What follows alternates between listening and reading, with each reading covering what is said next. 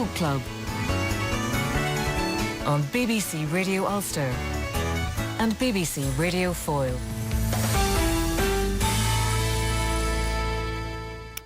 Hello and you're very welcome to another session of the best of folk and traditional music. Colum Sands here with you. Now, a little chat that I had with songwriter and guitarist of renown, Sarah McQuaid. I met up with her at the Porthcawl Enter Celtic Festival in Wales last weekend. A wonderful festival it is too, where she played a great set with many songs from her latest album, The Plum Tree and the Rose. Going to that chat very shortly. First, here she is with a song of keeping one step ahead of the wolf at the door and other things. It's a song that we had on the programme here a few weeks back, and I was very glad to hear that many of you enjoyed it then. Glad to play it again. Sarah McQuaid, The Sun Goes On Rising.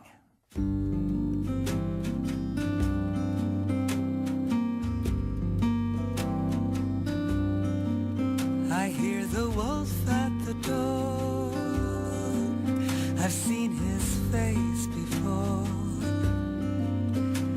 He's hungry and I'm tired. Can't keep him out much more.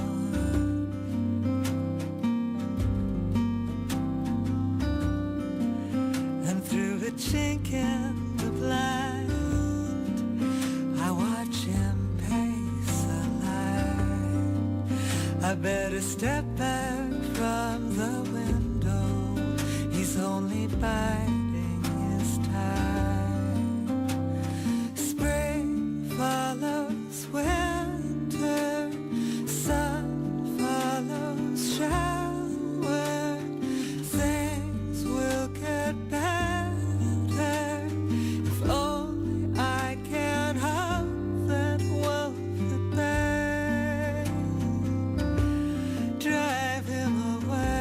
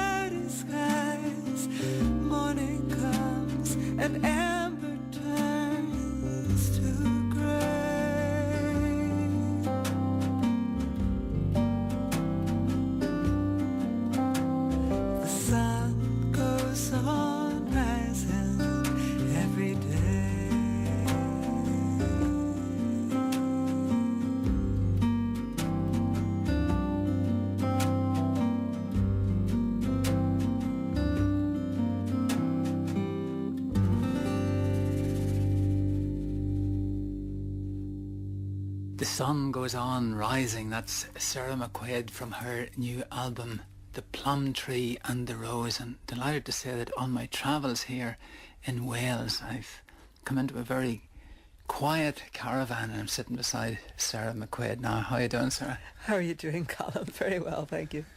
That's a lovely new album, and I'm just thinking it must be 3 or 4 years since I met you in Rich Hill. You were playing in Groucho's. You've travelled so far since, but at that time I remember you told us briefly about the many colours in your own background. Could you remind us about that before we start talking about your music? Righty-ho. I was born in Spain, which is where my father was from. I grew up in America, in Chicago, which is where my mother was from.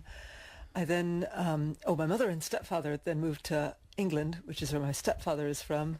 I, meanwhile, moved to Ireland, which is where my husband is from and where my children were born. And then after living in Ireland for a good long time, moved in 2007 to Cornwall in the far southwest of England. So there you have it, and that's where I'm living now. Well, that gives you plenty of room to pick up on all kinds of influences in your repertoire and in your writing. Just talk a little bit about your travelling, because many other musicians I've spoken to, they've looked at your tour schedules and sometimes a tour makes you tired, but just reading your tours makes people tired. You do so much travelling. Yeah, you're not the first person to have said that. People keep saying.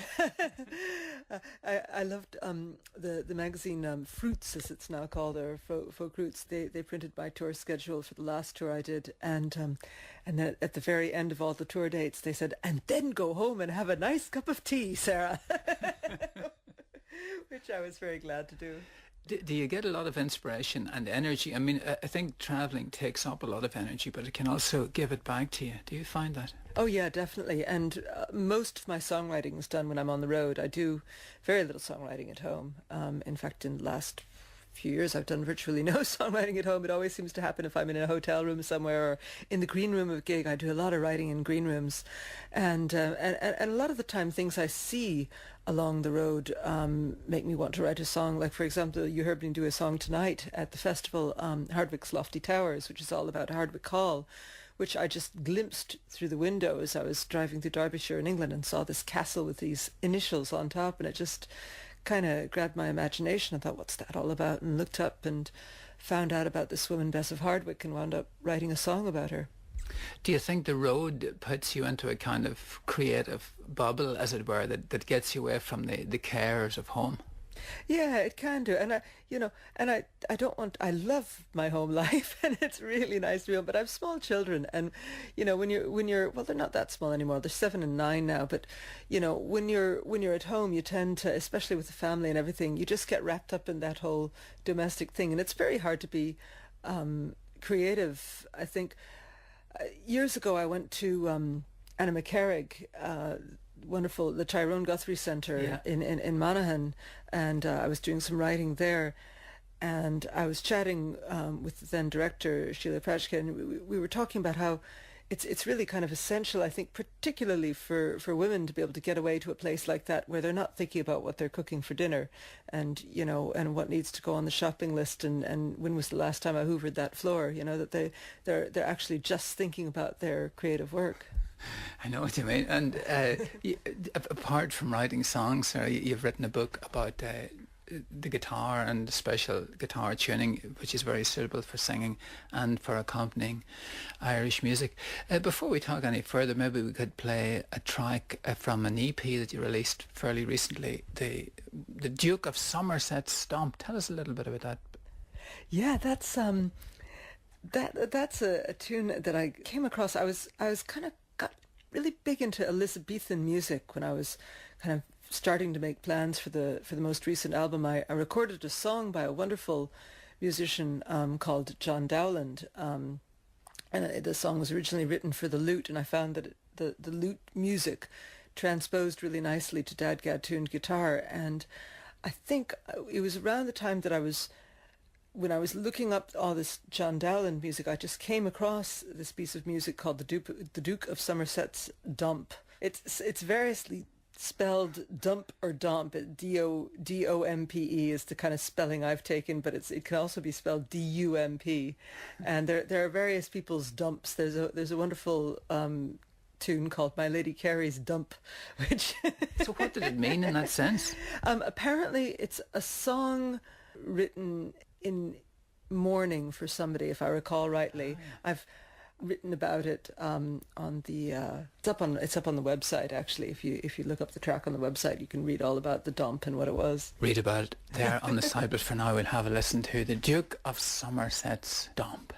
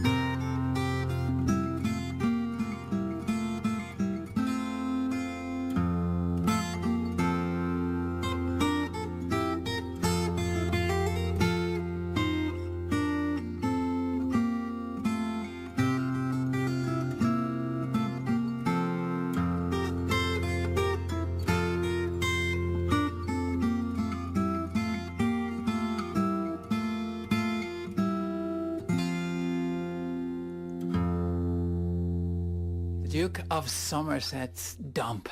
That's the playing of Sarah McQuaid. I'm having a chat with her here tonight about her travels and recordings.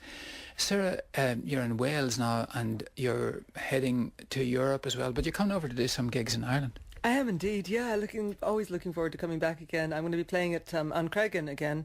It'll be actually the third time I've played at Ancraggan. I played there years ago. I was mentioning to you earlier this evening that I once did a tour supporting Luca Bloom, and that was one of the venues we played. And I remember really loving it at the time and staying in the lovely self-catering cottages there, which are gorgeous. And I think I must come back here, and finally got back there last year, and I'm happy to say they're having me back for a return visit this year. It's a lovely venue, and as you say, people can come along and stay the night in cottages there. It's near Omagh, in case people listening don't know where Ancraggan is.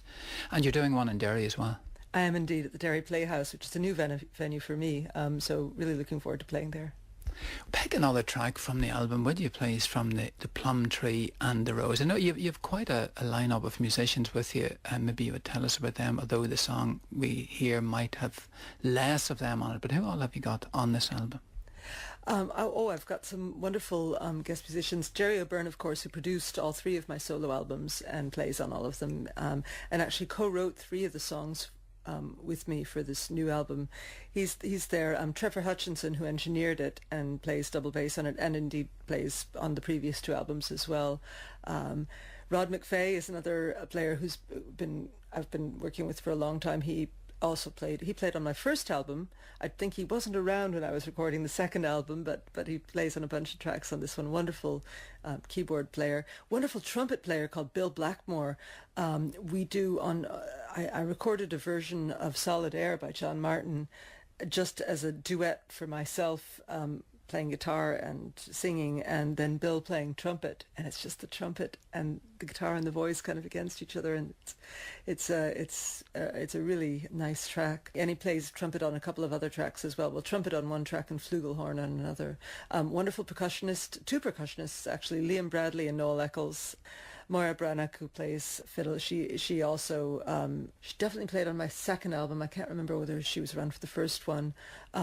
Rosie Shipley, another great fiddle player. Niamh Parsons, who sang a duet with me on the first album. She and I sang The Parting Glass together on that album. And on this one, she sings with me on a canon that I wrote, In Gratitude I Sing. And I've got some other singers on that as well. Tom Barry, wonderful baritone. Frances Hutchinson, who's Trevor's wife, and an old friend of mine, Emer Nivradi, all join me, along with Jerry O'Byrne on the canon. It's like a festival of music by the sound of things on the album, and we'll play some of those tracks in the weeks to come. But what do you reckon we should have a listen to tonight? Well, you were mentioning you'd like to hear something that sounded a bit more like what I'm doing when I'm on my own, when I'm in concert, so just myself and the guitar. And the title track of the album, as a matter of fact, The Plum Tree and the Rose, is just voice and guitar, no guests on that one. It's just myself playing, so we could listen to that one if you like.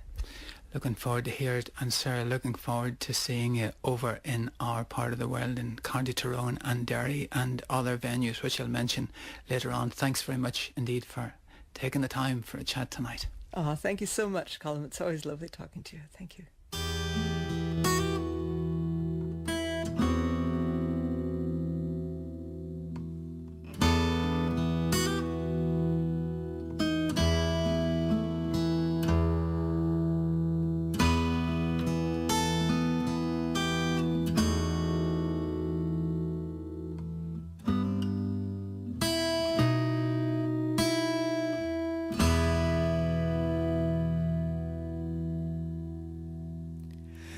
The yellow rose you planted has survived,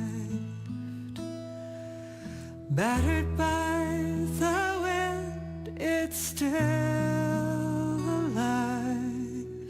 The leaves are curled and brown, the flowers are few, and every bud that opens makes me think of you, think of you.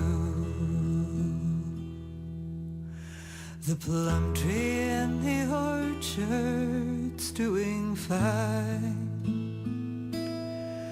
our dams and brandy's turning out all right.